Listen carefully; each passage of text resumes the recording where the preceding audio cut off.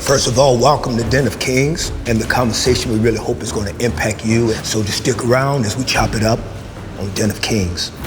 One of the biggest mistakes I made, I missed the opportunity to really be a boss. So from my 20s to my 40s, I owned none of my publishing. Kirk, are you kidding me? And I started in a broken down Shell gas station, one fryer, one grill. I had to learn profit and loss, EBITDA, everything. And right now, I can sit at the table with anybody and talk about the level of business. That's right. It's just not for me. It's gonna open the door for a lot of kids in the ghettos and lower income communities that think that they gotta do certain things to make it out. I never wanted to be a boss because a boss just tells people what to do. But a leader shows people what to do. And then your vision and their vision, I love it. It works together because you're helping them achieve their goal. So all my life, I wanted to be the man who owned the house. So that's when I entered this business, when I started doing these plays, when I started doing movies. Giving up ownership was not an option. These folks at Hollywood, oh, it's just some play or just something black people doing. They thought Diary of a Mad Black Woman would do $5 million total. It opened at 20. Wow.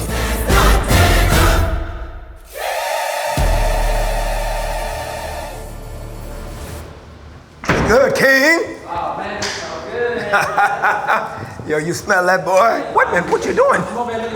But you can't go straight to the food. What are you doing? I started looking at the food, man. But why would you come into somebody's house and not speak to them and just go straight to their food? It smells so good. But I'm sensitive. This is Chef Sean, man. How you doing, King? How you doing, King? But man, while we are doing this, man, you can kind of just nibble a little bit, whatever you want to. You know, that's your boy. That's your boy. Man, there he is. That's your boy. Oh, man. That's your boy. This is a good birthday right here, man. What's Got good, my boy in King? here. He's sharp too. He's sharp. He's sharp. Salute, King. Thank you for coming through. Hold on. Now, did you see how he did it? He came and spoke first. Hey, but you know why? This boy went straight to the food. He's not in the food industry.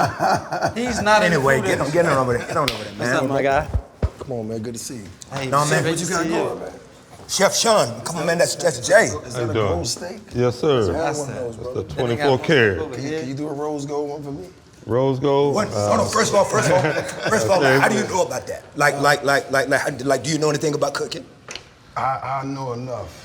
Do you? Yeah. He picked some good restaurants. Yeah. Hey, I'm a fool. don't have me coming over here with food smelling. What's going on, man? What's up, sir? What you doing? And you clean. Yeah, Yeah, but you know, I get mad from the children's section. I know you a God's littlest Christian. God's littlest Christian right here. Fellas, come on, man. Come on. Ain't he resting? Come on, man. All right? Pleasure. Yo, Pleasure. TP, that's Chef Sean. Chef Sean, how you doing, man? When you shake my hands, you got the food. Yeah. Chef Sean, tell everybody what you've cooked for everybody. Let them know what you Why is that I gold put on some here? 24 karat gold leaf on it. Yeah, Why do they you say do you that? was coming, so you know. Okay. Somebody should have told me that, man. You can eat this? It's edible. It is edible. Why did you do that, Chef? How is gold edible? In thin quantities. In thin quantities. Oh, so that's real gold. Yeah, it's real gold. Oh. Yeah, I'm gonna let y'all go first. Yeah. I'll let y'all go first. Looks good though. Let's go Smells to good. my diet. Looks really good. But Chef Sean, let them know what else you got popping for them. All right, over here, I got some broccolini, some asparagus. I got some blackened sea bass around the corner, and I got some mashed potatoes coming out. Sound like Mashed potatoes coming out. And I got sauteed potatoes and duck fat and garlic. Duck fat. Yes. Duck Duck fat. fat. Yes. Black people eating duck fat, right? That's Okay. probably be new for me. It So, is. Fat. so check this out. You make your plate, you dig whatever you want to do. You want to chill, get something to drink, whatever you want to do. But before we do that, TP, would you mind saying grace for us? Yes, but something's wrong though. If you got gold on the meat and you got to make your own plate, but okay, I'll just. I'll say, God, we thank you for this day. We thank you for this fellowship. We thank you for this moment. We thank you for the brotherhood. We thank you for Kirk bringing us together. We thank you for all that you have done. We will never, ever take for granted the goodness that you have given us and shown us in this life as men, in our character and our strength. We thank you. Bless the chef, bless this food. I don't know about this gold, God. We'll look into it in Jesus' name. Amen. Amen. Here we go. Come on. Yeah, come on. Yeah, no, So man. just yeah. go for it? Yeah. Okay. Wow. Everything looks great. So listen, man. Fellas, while y'all fixing your plate, I know that one of the biggest mistakes I made at 23 years old, I messed up, didn't own my publishing, did all this music, and didn't have the money that I could have had. I missed the opportunity to really be a boss, right? At 23, what album was that? The first record. The Why we first sing? record. The first record. Why We Sing. Why we sing? You didn't, or you still don't own it? I just started to own my publishing. Guess what song was my first song owning? What's that? Take Me to the King. In my 40s. Kirk, So- are you kidding me? So from my 20s to my 40s, I owned none of my publishing. Now, of course, you know, is I got my songwriter's part, Right. but I didn't get what is the most important part, that IP part, right? That copyright. And then here's also the other thing is, because I did not always have the money that I should have had. I was gonna say that. I didn't have the money I should have had. A lot of times you gotta act as if. Right. You see what I'm saying? You gotta keep the kids laced, Right. gotta keep wifey laced, you gotta act as if, because everybody's expecting you to have something because you got these plaques, these awards. So my opportunity to really own something, I didn't have enough confidence to fight for what I felt like I deserved, right? But you got to give yourself grace for that, because you were, number one, you were 23 years old, and what you didn't know, you didn't know. That part. So you you got to still give carry the pressure. yourself grace for that, for sure. Thank you. I like to add on to that. I mean, it really makes a difference how you come into the game, right? You know, I had humble beginnings, but of course, I was able to come into a situation where I was already my own boss because I was paying for my own stuff already, which was a risk on my end because there was a chance it couldn't have worked out. I'd have been in your situation, vice versa. I just was one of the lucky ones. And, you know, I thank God every day that I was even in that position to bet on myself. But my question to you three is that I want to learn from y'all is, how did you have the confidence to know your worth from the very beginning, to know what to even ask for or to even know what you deserve? Like, I got one better, not to cut you off. I didn't even know I was gonna be an artist. I started investing in other people first. Oh, okay. You know what I'm saying? Other artists. But to answer your question on my side, I would say knowing your worth is knowing who you are. When you know exactly who you are, you make those type of decisions. If you think that you from a position of scarcity, you're gonna make scarce decisions, which are rational and desperate. But if you know that your worth, who you are, not where you're going, but who you are. Who taught make you sense. that though? I think that's That's a great question, yeah. I think that's Yeah, childhood. it's- It depends on how you grow up, where you come from. Like for me, I dumped all my money in the Big Dave's to grow my business. So I didn't go out and have investors in the beginning. So I actually had to bet on myself. Sure. And I think betting on yourself is the way you ain't gonna quit, because you know this is all you got. Ain't nobody else there to save you but you and God. And I think that's the boss part of it. So betting on yourself. Yeah, but I understand what you guys are saying, but it's hard to know that at 23. It's hard to know that at 23. And if you have that self-awareness and the self-sure at 23, that's beyond a blessing to know that. I love that, but I Yeah. have to push back, big dog. Tell me. I knew that at 16. At 16, what did you know at 16? That I had to bet on myself. That you had to bet on yourself. Yes, but tell me if I'm wrong.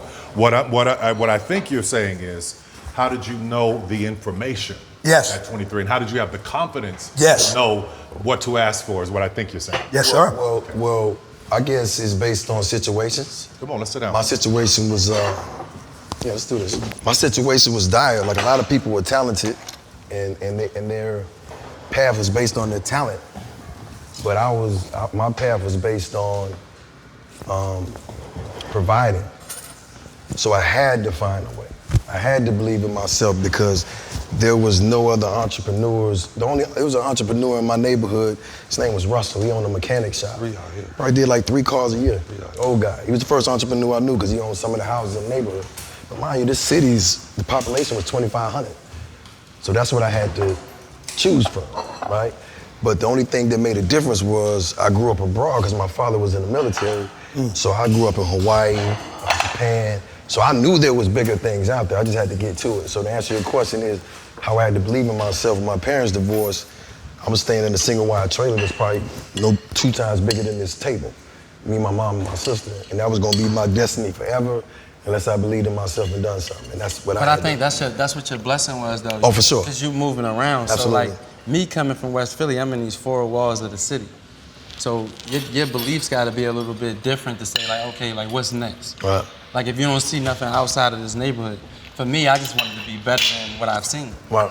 And I think that's what makes you great, when you know that God put you there for a reason, and it's stuff that you could be that you can't see yet. Right. What I was very impressed though is that when you push back, in the conversation with TP, and knowing that there are these two perspectives that can exist at the same time. For sure, absolutely. I want to know, do you think that for even people like me and you, because a lot of our beginning was the same, not having pops, not having, and listening to them, like, did you have your pops? Yeah, my dad died in front of my face though.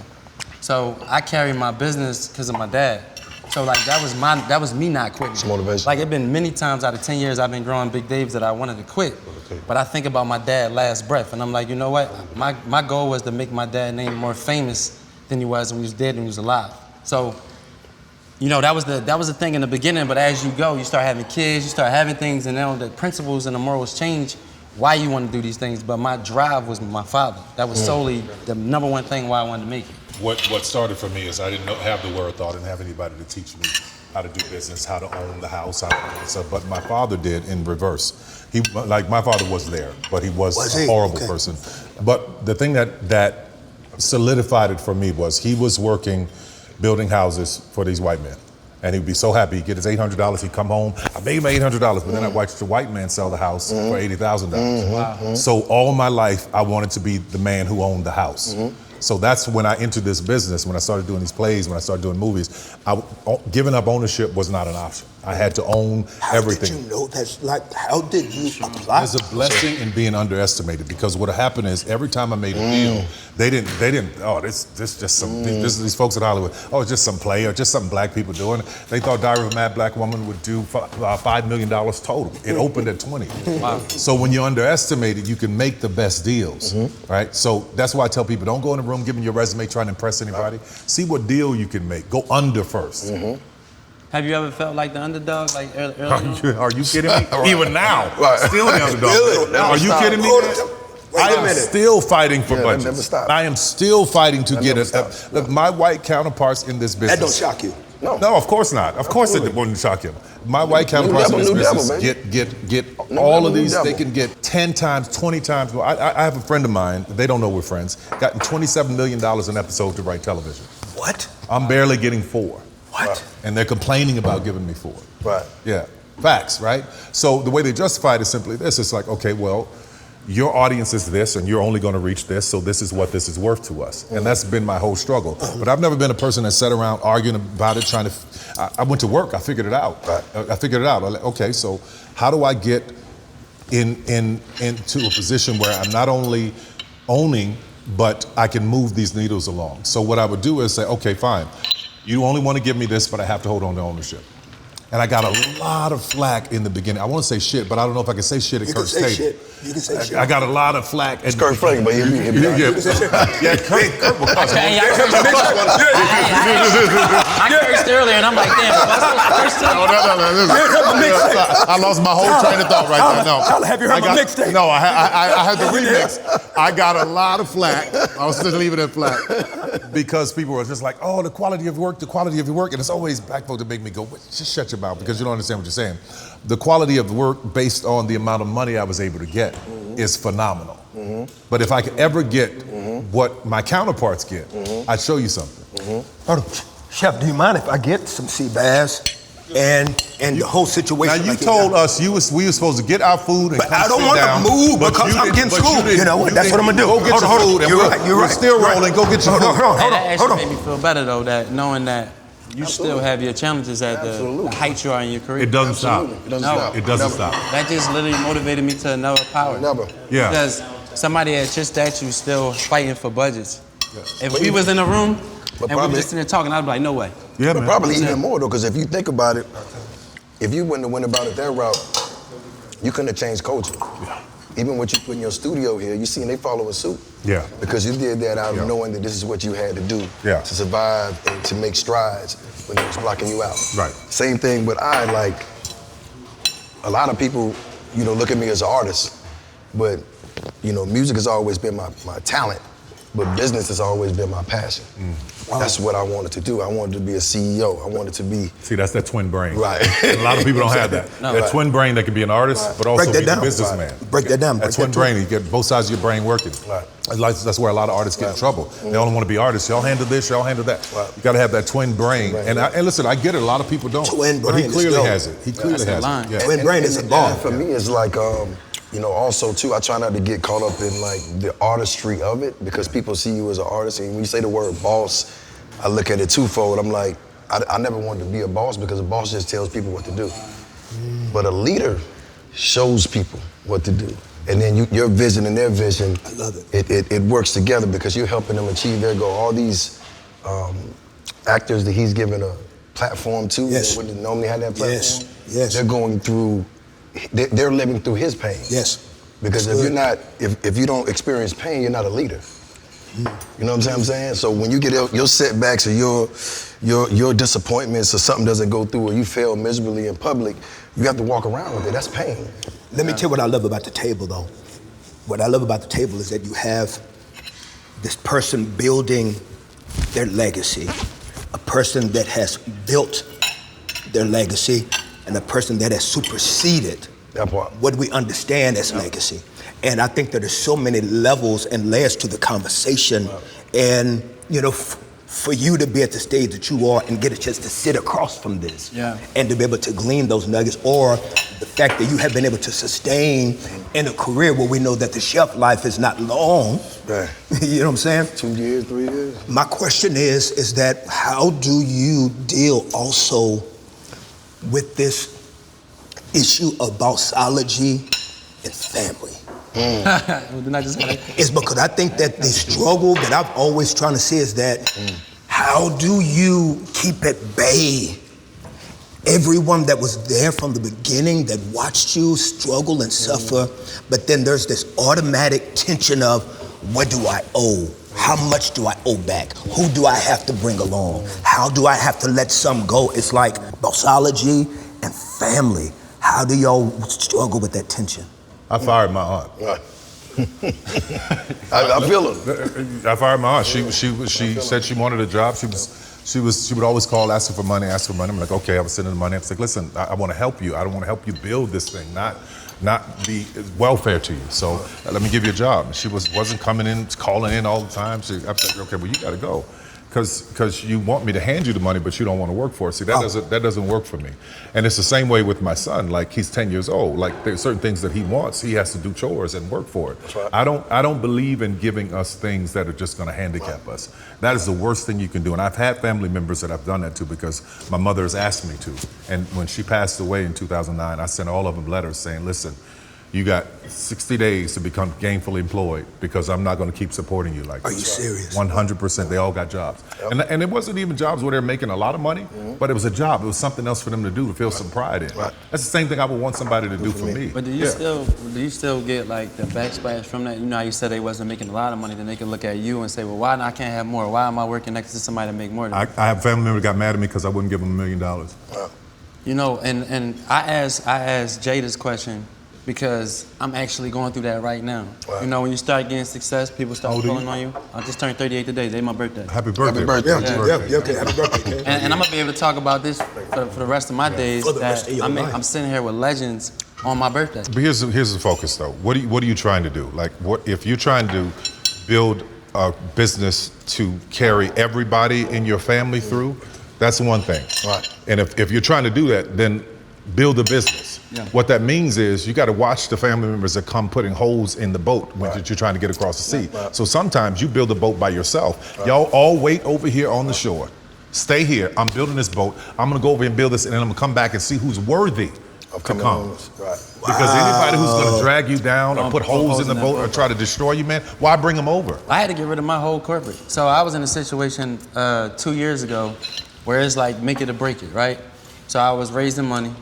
I never raised the money. Like at my statue right now, I never did a Series A raise. So to people in the culture, they like, how did you build this massive now franchising all over the country and you ain't take capital? Share with Tyler exactly what you have been able to build. Share with the fellas. So I want him to know who's sitting at the So table. I've been able to take a cheesesteak brand, right? And I brung it to Atlanta out of West Philly. And I started in the Shell gas station. Broken down Shell gas station, one fryer, one grill. And I just had this big vision of franchising. How old were you everywhere. then? I was 26. 26, okay. But I learned that I had to learn the business, what you just was talking about, because I was already on the grill, they was loving the food. But now when I'm sitting at the table with people like you and you and you, now they know business and I can't talk it. It's ignorance, because you can't have a business and not actually know how to run a machine. I had to learn profit and loss, EBITDA, cogs, everything. And right now, I can sit at the table with anybody and talk about the level of business. That's fire. I'm putting the time in when nobody watching.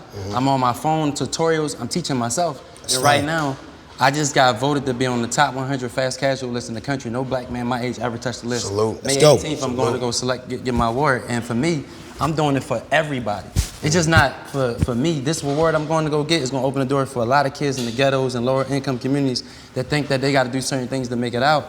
I really thought I was going to be a basketball player. I love it. To be that way. I love it. Here's the power, a lot of power in what you're saying. But for me, hearing you, I started 26 and you're 38. People think then this Instagram life is I'm supposed to have it tomorrow. Yes. I'm supposed to have it tomorrow. They want to put the time in. That's been 12 years of grinding. Yes. And it's been all of those years of learning and educating yourself. See, a lot of us as black men, I couldn't call my father or my uncle and go, hey, I just made $1 million. What do I do? Nobody talked to us about taxes. We didn't have the knowledge. Right. So now, looking at a 38-year-old black man who is getting the knowledge to be able to pass on to his kids. Yes. To be able to, and I see you even lecturing to people as you travel, telling them like, this is how you do it. When this deal with Ryan Coogler, everybody's talking about the Sinners deal. Oh my God, he got this amazing deal. Listen, I called that brother up, as I did a lot of them. I called him up after Black Panther and I said, listen, here is how you do it. The deal that he has, my first movie, it'll be 20 years this year from Diary of a Madman. Congratulations. Thank you. Congratulations. I called him up and said, here is how you do that deal. Wow. And to see that they were able to pull it off, Right. I applaud him, man. I'm That's excited for him. That's right. Because that's what it's about, holding on to the ownership. That's what changes it. Yeah, but I got to say something about that real quick, though. Hold on. And I need you to jump into this, too, Okay. Jay. See, that's the stuff, and I know you are a different machine, but that's the stuff I wish more people knew about him. Right. Well, he calls Ryan Coogler at that level, and he calls him without the press, anybody knowing, and says, let me hip you the game when it comes to ownership. And so this thing about black men, that when we get knowledge and opportunities to pass on the nuggets, we don't, because we're afraid of somebody else taking that spot. But your light is not gonna make me shine less. But what he's expressing and what I hear, when I hear that, and what you're saying is I hear that that's a character flaw. So how do we deal with that though, James? Because that is something deep in our community. Can I object to that? Hold up, I'm gonna say that's a character flaw, meaning that if you're scared to help someone else because you feel like it's gonna take more from you, that's personal. But the reason why black people are walking with Tyler and supporting what he's doing, because he's shown over time that he has character. Yeah. That's facts, what it's about. facts. You're building character, because character is trust. I don't want to work with or for anyone that I don't trust. It could be $1 gazillion. But Jay, how do we deal with that issue that is still very prevalent? Oh, no. When you deal with it is you deal with people who have character. Because I don't want to be beside you or be signing your label or be a part of your business if you don't want me to win too. And that's what I said in the beginning about your visions aligning. How can I add value? That's my conversation. How can I add value? Like, what can I do for you? I respect that. You know what I'm saying? Like, if we talk all the time. Share with him what you even do when you work with brands. Okay, so let me, no, not it's like brands. Let's talk about my brother. You know what I'm saying? He's a little bit younger than me, because I'm still young. But if he calls me, what do I say? Let's go have dinner, let's talk about it. Yeah, he give me a bunch of good advice though. Whatever it is, let's just have the conversation. Yeah, but what I was gonna say is, what I think it is, y'all know how like a kid get that toy on Christmas on the block? Right. They got the best toy, and your neighbor might can't afford it. So Right. you look like, Mom, he got that skateboard. Right. They hold that mentality all the way up with the success. Because when you get it, it's like, I don't want to share it because I don't want to lose it. Well, that's operating from a place of scarcity. Yeah. I'm talking about abundance. Yeah. That's the difference. You know what I'm saying? But even when I didn't have it, it was the same thing, man. If I had the information, I just go back to Maya Angelou, say, when you learn, teach. Right. And that has been what has been passed down through us for generations. They didn't want us to read. Right. They didn't want us to write. Right. They just wanted us to be ignorant and out in the cold. Right. And there's a book called A Spook by the Door, where this black man sat by the door as a slave and learned all of what the master was talking about, and then passed it on. Yeah. So that's exactly what I feel like when we learn, teach. So Ryan's not the only one I called. I called many of them. I know. A lot of them were, but a lot of them were like, what do you want? You trying to get us to do my deal? Like, Scarce. no, I'm trying to give you the information. Yes. So we're not in a room talking about Oscar so white. It won't matter because you're in power. Right. So people go ahead. people get insecure about when you reach out to them sometimes. And some people have, and this is what I was gonna say when I go back to character flaw. It's you can have $1 trillion. If you ain't healthy mentally, you ain't healthy spiritually, it don't matter. You're gonna operate as we see that with what's going on in the world with the president. Like he can have the biggest idea ever. It's his character that we all looking at, going like, whoa, you know what I'm saying? It ain't about who he is, what he do, it's his character. So my point in case, about who he is and what he well, that part, clearly. So I'm saying character. Okay. I'll try to keep it clean. Well, since you've gone there, hold on. Since you've gone there and kind of made that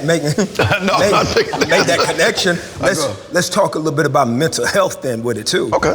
Is because I also know that there's this anxiety that can also come, that when there's more in abundance and when you're blessed with more, or the more influence, or just the more money and opportunities, how do you also deal with the anxieties? It's because I know for me, one of the biggest fears, for example, I didn't get health insurance or life insurance, and I was married. I probably didn't get it until 7-8 years after being married, which was stupid, which was dumb.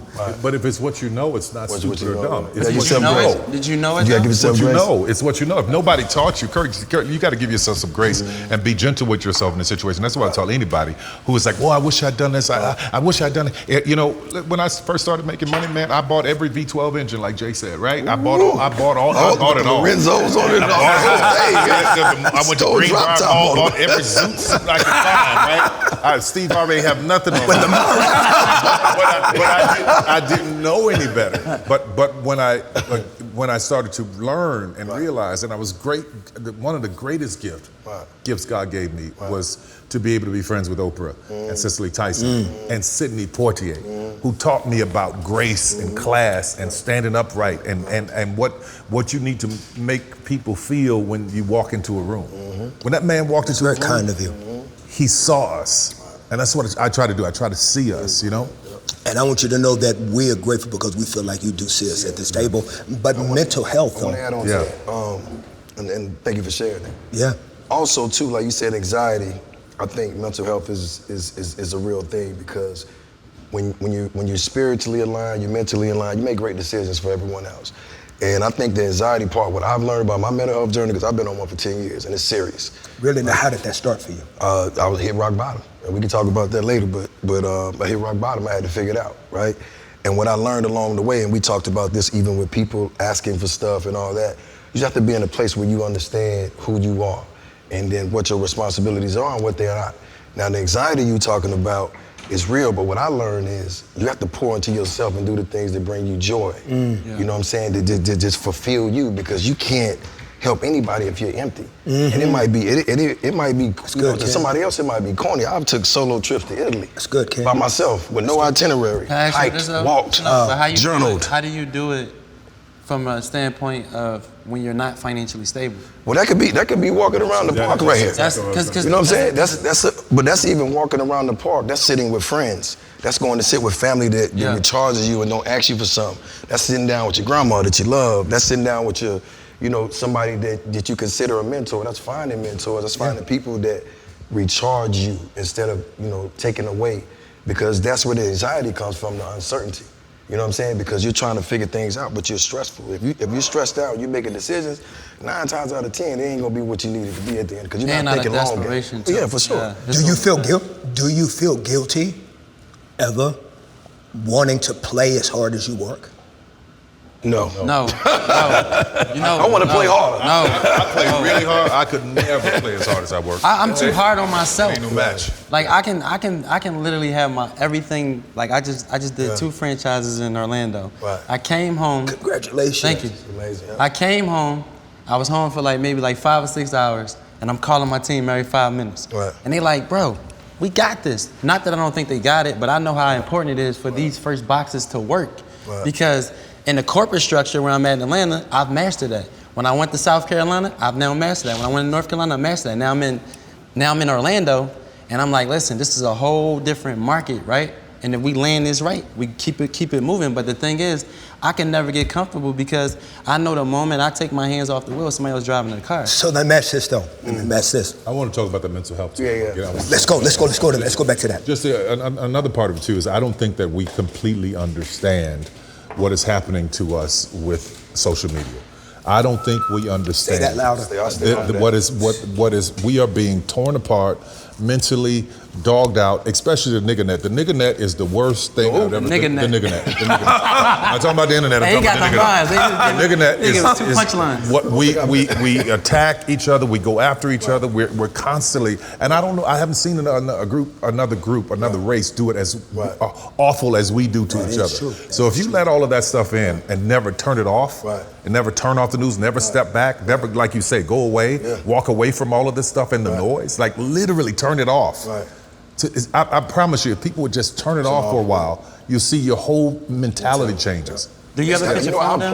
I applaud you for even being that tuned in. Yes. To The nigga what's net. going. Yeah. The part too. Yeah. I try myself to like let my team run that and stay as far away from that as possible, because clarity to me is the best thing, and the more I'm at peace, the better decisions I make and the broader my vision is. The more I'm able to educate myself, learn what others, pour into others, be a fixture in my community and do all these things, because I wrote New York Times bestsellers and Congrats on that. Appreciate that. And 50 million records and all this stuff, but nothing means more to me than being a vessel to actually take the time. I learned that I was a life path 7, and for me that means that I like to learn, find out the answers, get wisdom, and then share it with people, which is why I was able to do that in music and in books. So this next 10 years of my life is more so about how much can I learn, how can I sit at tables like this and take this back. So if I'm sitting somewhere tonight with one of my friends and they ask me a question, or one of my colleagues, I can tell them what I learned at this table today. They wasn't privy to be here, but that's my passion, that's who I am as a vessel, right? But that brings me, to answer your question, that brings me peace, joy. I go sit in nature by myself. People don't know that. I just go sit, and be still. I challenge everybody to fish, though. Oh yeah, Like, we ain't catching nothing, right? I ain't fishing. But I'm gonna tell you, listen, y'all gotta fish. No, I'm fishing. You gotta fish. I'm gonna eat it, yo. Did you catch this? But it's okay when I catching something, though. That's the point. Like when me and him, we want bass. But it's more so right? talking, though. Look, we on the water and we ain't catching nothing. It's just talking. We gonna be down on the boat. By the way, we didn't catch nothing. We didn't catch nothing. Let me ask this though. What then can be done just to help somebody watching this whole fear that we know that black men have with mental health, and addressing it or speaking to it? How do we kind of deconstruct all the stigmas? So right now, I have what I call a guys summit. I have over 40 of my closest people, like work people, business people, whatever, and we on this group text, and we all support each other. And we all get together, we take trips, golfing trips, whatever.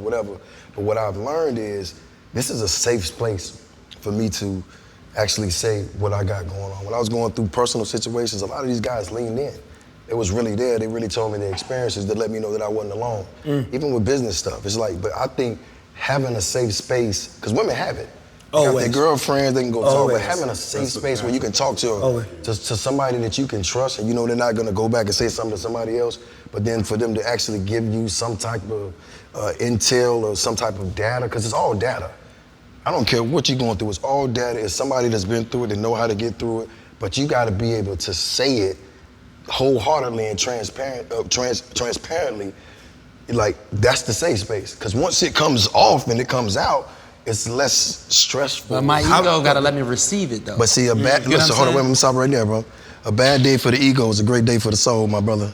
You feel what I'm saying? Like, that's the problem, what he's saying. It's the ego. Yeah, but the thing is, I have none. Yeah, no, but think about it, though, right? So somebody at your mentor that been through all the things that you've been through, right? You take a brother right now off the street, right? For sure. And he sit and listen to this table that we're talking about. Right. He might can't gravitate to what we're talking about because he don't understand that part of it because he ain't living it. So like you take, for example, right? You got a guy, his main focus right now is go to work, punch his clock, come home, take care of his family, right? And his kids.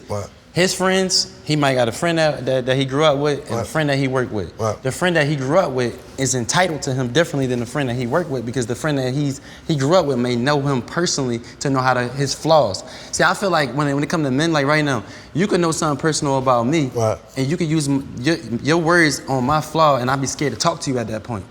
You get what I'm saying? If I'm not weak-minded, if I'm not strong-minded, I'm gonna come back at you. No, what I'm saying, you get what I'm saying? This whole thing about trust. See, you've been blessed with a village of brothers. A lot of men are not blessed with a village. But let me push back on you too. Okay. I had to learn to trust myself first. It ain't got nothing to do with them. I trusted myself enough to be vulnerable and to have these conversations. It has nothing to do with them. It all But you starts didn't with find your village though, right? No, I found my village when I learned how to trust myself. Nobody's gonna deal with you if they can't trust. If you can't trust you. So you're saying that once you dealt with once I dealt with they just started becoming people. Like, let me tell you something about God. And you know. My bad. Tell me something about God. Hold on. Wait. Tell me something about God. Talk to me. Okay. Let me tell you something about God. Talk to me about God. Come on. When you Sit down, Kirk. when you open I up listen to him. I listen. I tell my prayer is, God, let everything that comes from me, you be first and allow me to be me. Right? Because I trust myself. I trust myself with it all. You know what I'm saying? I trust myself. And I'm not, in no position where I can take care of the world, but I trust myself enough to do what I'm supposed to do for the people that believe in me. Right? And I trust myself enough to know that every decision I make that is gonna involve us, I'm gonna make the best decision. So if I need to go outside of the box and have a conversation with my brother because I'm having some mental setbacks and strain, I'm making decisions for people in their future, their kids, their livelihood. So I can't be selfish enough to say that my ego is so big I can't go talk to somebody for some help. And I've been privy enough to, and I told one of my guys just the other day, I said, yo man, DM such and such and just tell him you want to sit down with him and have seven questions, you want to take him out to lunch. I did that for John Maxwell. That man came to my house. I did that for Tony Robbins. That man called me. We had a conversation. Not to say that everybody, I'm saying I was willing to risk going out there to do that. And I did that with my brothers, but I had to trust myself first. Because if I went to them and told them half of how I feel, people say you good? Yeah, I'm straight. But you're not. You're dying inside. But that's the part that I was talking about. Right, but what I'm saying is the minute I started being like, man, actually, bro, this is crazy. You know what I'm saying? Let me get your feel on this one. Okay. I'm gonna throw this out there, and I want you to. So let me tell you about God. Forgot what table I was in. This start shaking. Oh God. King, come on. You his son. We gotta understand that our sins and our imperfections are to the universe to help people too. For sure. So it ain't always our wins and all these things. Sometimes it's all about how bad did you lose so somebody can understand how it works. But not even that. It's the losses. Yeah, the losses. It's the losses that get you the data though. Yeah. I never learned. No. So let me ask you this, never learned Jay. winning. So let me throw this out here, and then y'all tell me. Y'all just kind of deconstruct this and just give it back to me. I can impress you with my success, but I can impact you with my failures. There you go. Share with me some of those failures that you had that have been the most impactful in your life. I say this all the time. I haven't had any failures. Because everything was a game. Lessons. Not one, because everything that I thought was a failure, everything that I thought was there to destroy me, was a wall in a maze that made me go another way. Pivot. So I hit a wall, I was like, oh, okay. And now I look back on all of those moments and I go, man, nobody showed up, the show didn't happen, I was so depressed, but I thank God because it taught me, number one, that my entire journey is about leaning on him. And God will remove every human being out of the way that you thought would help you so that you will look to him and know this was nothing but you. And my whole life, my whole trajectory, my whole career, I can say that there's not one man. There's been great people who've been there with me and helped me here, helped me there, we built it together, but not one man was able to make everything come together. That's right. That's God. Wow. That's God. So I know people look at failures differently, but you got to change the prism on how you let it in. Yes, sir. Yes, sir. Oh, that didn't work out? Okay, let's move. And that's what you see, because I'm just to piggyback what you were saying. As a kid growing up, I'm hearing about tired of sleeping in cars. Right. These different things. In a Geo Metro at 6'6". That's a small one. That's a tiny one, man. Y'all too young to know what that is. No, my mom had It's one of half the size of this table. Because I was sleeping in my Chevy Chevette. Okay, so it's about the same size. But you had a back seat. When I seen I it, slept in the Chevy Seville too. What you had, the two-door? I had the photo. Yeah, I had the two. I just lived in a lot of cars. I lived in a lot of houses. I went house to house. But when I was looking at your story, right, and when you finally got your big break with the Medeas and all that, you doing the shows, I'm inspired by struggle. That's what I care about. 1000%. It's easy for somebody to take a bunch of money and say win. Right. But when you could turn that win into something that ain't have no gas in the tank, That's good, youngin. Or a tank. Yeah, or a tank. Yeah. good. Listen, you know what I told an individual here, billionaire. I told him, I said, listen, it was much easier for you to build your engine. No, I said it's much easier for you to build your engine, me put gas in the tank. You know what he said? I put 93 in mine. And I had to think about it. It went over my head, right? And I got home. Carrying generational wealth with wealth is pressure just I not don't having. get the 93. What's that mean? So gas. He's saying like he used the 90, High octane. the high octane, right? But so I've been in a gas station 27 years. see, but that's a level of boss. That's boss. Hey, look. Hold on. Hey, listen, I'm Wait a trying to minute. get Hold to on. that. Hold on. Wait a minute. Yeah. Wait a minute. Hey, listen. Wait a minute. Hey, you been in Jersey? Hey, Wait a minute. Jersey. You have. Hold on. Let's get that one more time. No, actually, I went to a quick trip during the pandemic. Oh my God. It was a quick trip during the pandemic. Hey, I go there all Hey, the time. he And said- didn't know how to open it. Didn't know how to open a tank. So, right, let's answer this Didn't know how then. to open it. So then let's also debunk something else. Please help debunk the historical stigma that money fixes everything. Nothing. Money fixes nothing. It I'm gonna tell you don't. something. My uncle used to tell me back in the day, like if you, it's like being in a Rolls Royce. If you broke it, you just a broken guy driving a Rolls Royce. And one thing I learned about this, Kurt, is it's still about character. You can have $1 zillion if your character is flawed. It don't matter. I ain't got That's no okay, you respect talk for you. like that, bro. And also, if you want to see who a man is, give him either one of the two or both. And I've seen money tear people apart. Money makes you sloppy. Yep. Hey, can I say Success one thing? makes you sloppy. And I was if you Money got makes- character flaws, No, to that point, money Yep. makes you more of who you are. right? already. It exposes who. It's like being It drunk. exposes every inch of Exactly who what it's you like. really It's are. like being drunk. It's like when Yeah. somebody say the truth come out when you're mad and you're drunk. Yep. When you got money, your aura and everything changes. Yep. The humility in you got to stay the same so that you don't lose it. So like when I was 22 years old, I had 5 back operations. I won a bunch of money in a lawsuit, right? And when I came here, I knew if I stayed in Philly, I was gonna be in jail or I was gonna be dead with the money that I had. But when I came here with a mission, I was failing my mission because I got told in it. Everybody was driving Lamborghinis and Ferraris and all that. And I'm like, you can't do that in Philly. I got down to my last $200,000 and I remember my broker called me. He said, you broke. I took that money and I dumped it into this Shell gas station and I had $2,500 to my name after the build out. So my ego of everybody knowing I was ashamed to let people know I didn't have anymore. So you carrying, like me when you was talking about earlier, you carrying this persona like you still got it. Yeah. But this is the rule to the thumb. A broke person can't play rich for so long, but a rich person can play broke every day of the week. Because you're trying to keep up with the Joneses, but when you actually have it, you don't have to. And I've been there. But you're telling Been yourself, but okay, so you can have all the accolades and all that, but if you still got a broke mentality, you still broke. You still broke. That's what I'm saying. So, but it all starts when you believe what you believe about you. I always believe. I'm so impressed with that, bro. Yeah, because no, I'm talking about you. Oh, okay, thank you, brother. I received that. Well, just because when I'm buying your first album, Right. It's obvious that you're from the block, you're from the mud, Right. and you talk about the hustle, you talk about the game, Right. but to hear you Right. articulate on a level where there is an intentionality Sure. about just morals and ethics and right. character. Integrity. It blew my mind, to be honest. When I got around him, That's that's beautiful. what helped me out a That's lot. That's your modus operandi. I would say that's my mental navigation. It's always Yeah. got to come back to integrity, and always come back to adding value, and also evolution. Like right now, this is 20 years of the first album you talked about, Thug Motivation 101. Yes, sir. I'm actually about to go on a tour where I'm taking a completely black symphony around the world I to love do a it. symphony tour for my first album. I love it. Not just for the music, but to connect art and culture, but to also show these kids that you can evolve in this. Because the love problem it. is they don't see that it can evolve. And you have definitely Right. evolved. And I received that, brother. Like, 'cause to me, nothing means more than that, because I had the bad rap, the bad stigma and all that. And I had to go do a lot of work on myself because I had character flaws. You see what I'm saying? Like, I had things about me that just wasn't right. And when I started to understand what that was and where it came from, and I was having to go through that dark place where, you know, most men don't want to go because it's scary. And again, it's pain. And I say it again, you're not a leader if you're not in pain.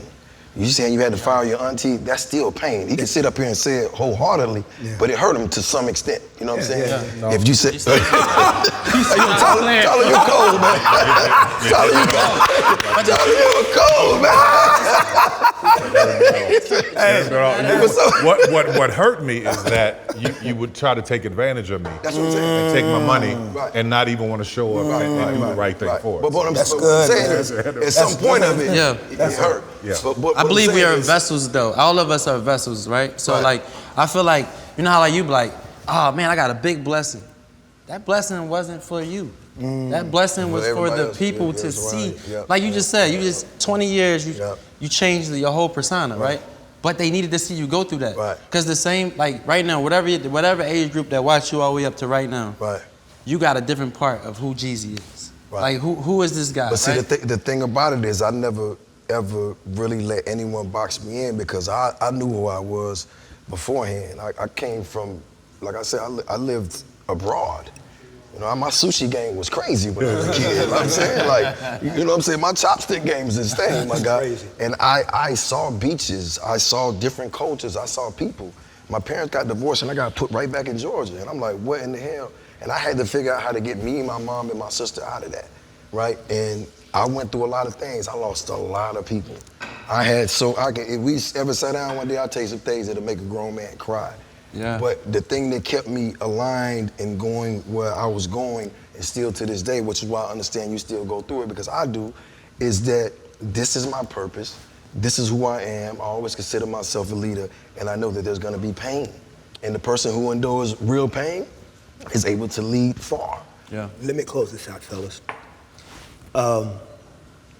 Is that this idea that I know that a lot of men, especially a lot of black men, they feel that if I can just obtain a certain amount of wealth, have a certain amount of things, I will finally be complete. I will be happy because of what my man said about nigga media and nigga net, nigga media, nigga net. I gotta Google that one. Yeah. Or whatever you want to call it, and how we are living up to these images that have been, you know, they are not real images. Where's the camera at? That's the right now? I think yours might be over. Okay, right. You are enough right now. No money, no nothing. You enough. Money doesn't change nothing. I'm telling you, I'm getting wrong. It's good to have. Yeah, I was about to say. Because it's a tool and you're able to help your people, your culture, the people that believe in you. But it's not gonna change who you are spiritually, bro. It's not gonna change your mindset. It's not gonna change how you view yourself, none of that. It's almost like, you ever seen a person that goes in and gets these surgeries where they lose all this weight? In the back of their mind, they still think they're heavy, bro. Yeah. You know what I'm saying? It's like, it takes work to get there. It's just like, even if you got the money, from what I understand, if you're not working on your character and your soul and your spirit, you're going to go, you're going to self-destruct. That's good, man. You're going to implode, and everybody around you and it's great that you have the discernment to know who's really using you. Most people get to the end of their ropes and they dead ass broke, and then be like, and you by yourself. And that's why people, they lose it, or they, get on drugs, alcohol, whatever, because they're trying to self-soothe, because it's a reality check. They was only with you because you was able to provide something they didn't have. I think that it never changes, because when you finally think you're there, you still want more. So like right now, I'm sitting at the table with 3 goats. And I can promise you in y'all career right now, like, you still want to break more barriers. It's not about the money no more. It's the history, it's the influence. So when you get the legacy. Yeah, but when you get to a level of money, right? Now, my dream is to have $1 billion company, right? But I don't want to have $1 billion company for the money. I know when I'm dead and gone, they're gonna talk about it in history books, and millions and millions of kids are gonna get motivated by the story of a kid that only got a high school diploma and an honorary doctorate. I did get an honorary doctorate. An honorary doctorate. That part. That been arrested, that been kicked and everything, and said that you ain't gonna do this. And I'm out here motivating kids all around the world. I care about influence over the dollar, because as long as you got the influence, the money gonna come to you. So that's how I look at it. I don't look at what I don't have, I look at what I'm gonna get. And then when you get to that level, what you're trying to get, you're looking at how many people you motivated doing it. And that's how I look at it, because if I just look at bank accounts every day, bank accounts, it's gonna drive you crazy, because for me right now, I got 400 employees. I got a lot of bills. Probably ain't got y'all type of bills, but I got bills. But It's all relative, bro. But the thing is that every time I go look at payroll, I thank God that I can pay this payroll. That's right. Every time I go to my rents, I thank God I can pay these rents. Right. Because it's not about me. I watch people that was homeless, didn't have cars, wasn't married, buy houses, all through the dream that I cared about. So that put a different level of expectation on success for me. That's good. You know, and that's what I care about. So that's what I would say to that. What's up? I just want to say to both of you, and thanks for having me here, Kurt, just the perspective of understanding what you carry and how many people you carry is really, really important. But at the same time, allowing yourself to be gentle with yourself and saying, okay, this is too much, you've got to get off, this is enough. See, I'm 55, so I'm at a different place in my life. Like I'm at a place where I built it. You said, oh, you always, what's next, what's next? No, I'm good, I'm good. If I died tomorrow, I have done everything on this planet I wanted to, except see my son have kids and become a grandpa and all the other things. But as far as business goes, I'm pretty good. And it's really easy to say, for somebody to sit here who has means and go, like we all do, and go, well, money. It's because the person out there watching is going, well, you know, they say money don't make happiness, but I sure in hell would like to find out. Yes. But the truth of the matter is this, what I found about, as you said, perfect word, money's a tool so that you can get the things that you need and all the other stuff. But who you are, you're only going to become more of that with money. So if you're a good person and you're setting a good standard with nothing, you can hold that all the way through having it all. Because that is what God is looking at. Where is your heart right now? Yeah, Where's man. your heart with nothing? Man. You know, when I had $2 and I would give one to the church, that was my heart saying, Yeah. and if you want it all, God, I'll give it all to you. Yes, So that's where my heart is. So God is looking at your heart. What is your heart saying? I don't care if you're broke. I don't care if you have $1 billion or $10 billion. What is your heart? And according to the word of God, what is in a man's heart, so shall he be. Right? That's good. Wow. Yeah. So That's good. so my hope for everybody who is trying and struggling, and this whole mental health thing is a real thing. I checked into a place in Arizona. I was supposed to be there a week, ended up there 3 weeks, because I had gotten to a place at 54 that I was just like, I can't take this anymore. I can't How brave of you to share that with us. though, man. No, I've been telling everybody, man, I can't hold the weight of this anymore. And I didn't even know how bad it was until I was sitting there in the therapy session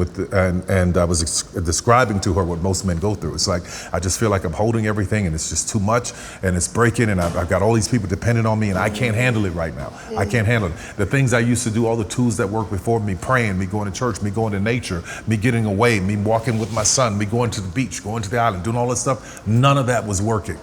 So what she explained to me in my first therapy session in my entire life, what she said to me was, look behind you, there was a picture on the wall, and there's a man in a business suit with an umbrella holding up the rain, and then there's a kid holding it out in the rain, and then there's another kid with a balloon. And she was explaining to me, here is what has happened. This is everything you've just described. You're born in this world in purity, beauty, wonderful kid. Then life happens and you're out in the rain. And then you become a man and you're holding it all together.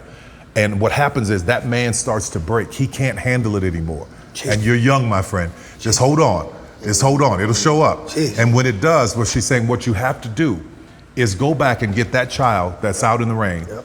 And go back and remember the child that you were born with and realize that you're all one. I just had that said to Hold. And once I got that entire fusion together of picking up the child that was up and letting myself know that I couldn't handle it all and not trying to control everything, my whole life got better. I started not giving any You can say it. stuff about That's so real, that kind though. of stuff. It'll help you. That was my. It'll help you. That was my. Find that journey little into boy that. in yourself. Yeah, because I had been through so much stuff when I was younger. Yeah. And as I got older, and that's why I'm saying that wholeheartedly. I know money doesn't change anything. Yeah. Because that was my motivation. Yeah. As long as I got it, I can get it, Yeah. I'm gonna be good. And when I got it, it was like pouring gasoline on a fire. You know what I'm saying? Because I wasn't right. And I had to go back and get that little J and let him know he was okay and parent him and start that journey. And I can tell you right now, I know I'm not the richest man at the table, but I'm the richest man at the table. Wow. You know what I'm saying? Wow. That's how I really feel. That's Lars, love. You know what I'm Lars. saying? For sure. Last question. Jay, what's your legacy? My legacy is my impact and using my life, my experiences, and my knowledge of what I know to help my culture, but more so to help Black men. Because what I see, like, let's take the rap and everything out, and music and all that, is I see a culture of men who don't have the data that I'm privy to. They don't have the relationships that I can have. Like, not too many people know Jeezy and Tyler. You know what I'm saying? or you know what I'm saying? Like they can't get Robin Sherman on the phone. You know what I'm saying? They can't talk to John Maxwell just on a humbug. And TD Jakes and Black Men and you know what I mean? You know what I'm saying? They can't talk to young brothers like Derrick. And I take all that information, and not only do I give it to my inner circle and my friends, this is to anyone. Like, they'll tell you, my team will tell you, I probably send out about 30 books a month. Wow. To just different people, not my books. Wow. Books that I've read, that have changed my life, or books that somebody suggested to me. And I'm like, yo, bro, what you gotta read this. Tell me what you think. And to me, that's more fulfilling than selling a record.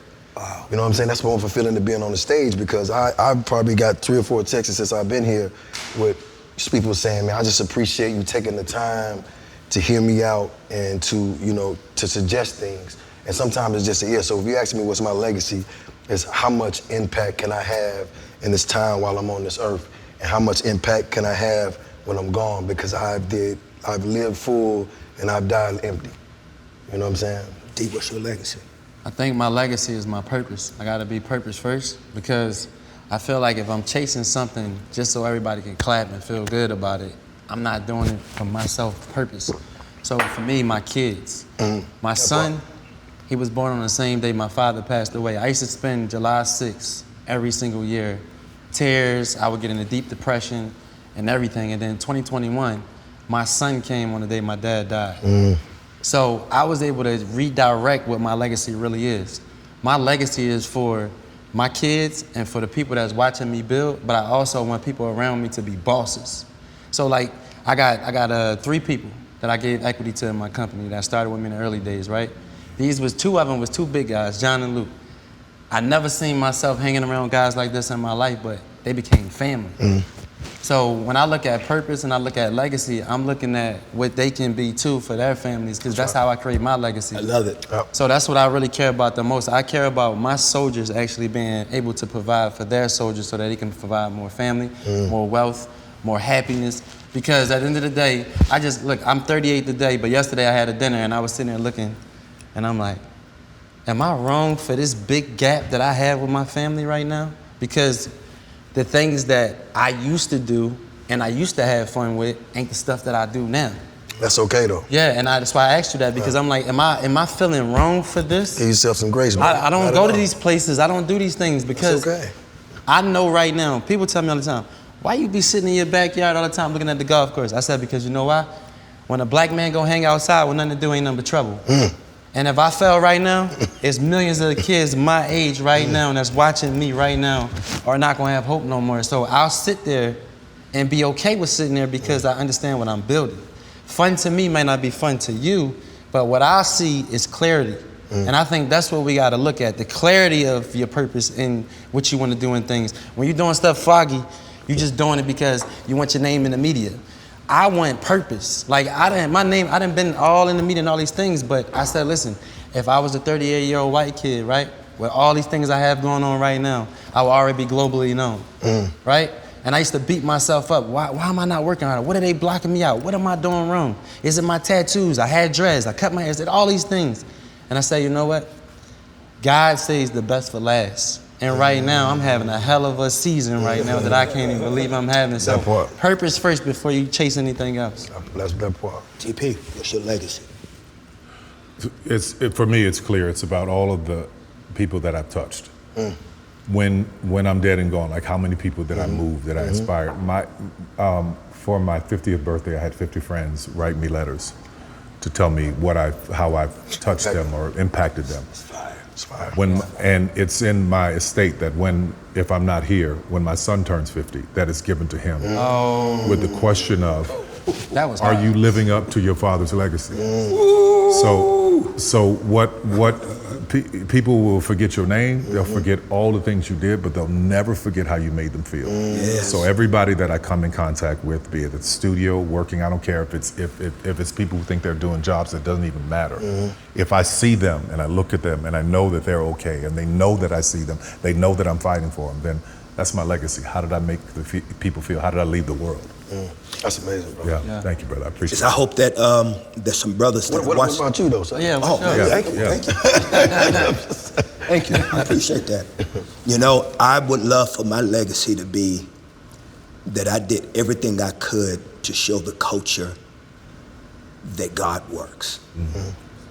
You know, Western Christianity has given a relationship with God a lot of challenges. There's so much ugliness connected to the history of Western Christianity, and now the rise of white nationalism and a lot of flaws in evangelical spaces historically in America have not always represented the real heart of God. And so it's been duplicitous, it's been hypocritical. That's not just black church, that's all church. All church. All church has made people challenge their very belief and thought of what God is because of what man is doing, rather than understand that God is so above anything we can think. And historically, you know what I mean? You know, it's like it seems like it don't stop, you know? And so I want to do my part so that when people think of me, they also think about where they were when they heard a song, where they were when they heard a word that reminded them of, you know, man, the reason why they sing. The reason why they sing. Reminded them of the reason why they sing. I love it. Let me give God another chance. Let me not be so caught up in religion. Let me try to find it for myself, because he said this in a song. He was honest about a mistake. He did something. I hope my legacy points people back to, man, give God another chance. That's beautiful, man. Hey, that's beautiful, brother. Because I remember the first place I heard Stomp, it was a strip club. I was like, go ahead. You said, I was there last night.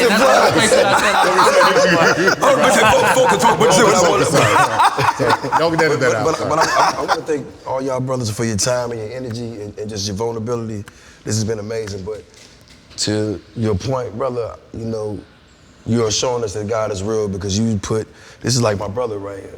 You sit us down with you two legends and really just have a real, respectable, open and honest and fully transparent conversation. That shows me that God works, because the path that we went on, that we've been on to get here, we've been through a lot of things, but we would never think that we'd be able to sit down and have a conversation like this with our brothers that's already established and understand what life is. So you guys are opening the gates and the doors for us. And that shows me God is real. I feel like I've been in therapy today. Right. And I'm talking about, I'm gonna tell you why though, because a lot of people might not say this. You know, you can hear a message and they say, don't worry about who it's coming from. Right. Sometimes the messenger, who you respect it more. And right now, I'm hearing it from people who I dream to have the level of success stuff. So I'm not gonna take anything that you guys said and say, nah, that ain't the way I'm doing it. No, I can gravitate to it because it hit me in my chest. So when I leave this table, what I was neglecting in my own self, I won't neglect no more, because I heard it out of mouths of kings who've made it. And when I say who've made it, it's not the financial gain. It's the level of access you have with yourself. Because you'll beat yourself up till you dead. You'll be dead inside. That's good. Man, I want to thank y'all for hanging out with us. Man, I hope that one of these kings said something that really impacted you, to allow you to know that you are exactly where you're supposed to be in that process. because fruit out of season will kill you. You got to go through the process. You got to be ready for what God has for you. If not, it can destroy you. You never want that blessing to be a problem. You want it to be a door that's open and never closed. I hope that we said something, man, today that encouraged you, that reminded you that you're not forgotten, and we see exactly where you are. And in the right time and in the right season, it will open. Lift them up, man. It is, brother. No alcohol in here. No tequila here. Bring me over here, no alcohol. Thank you, Kings. Thank you, Kings. Shout out to Chef, too, man. Shout out to Chef. Thank you, baby. All right. Thank you. Thank you, brother.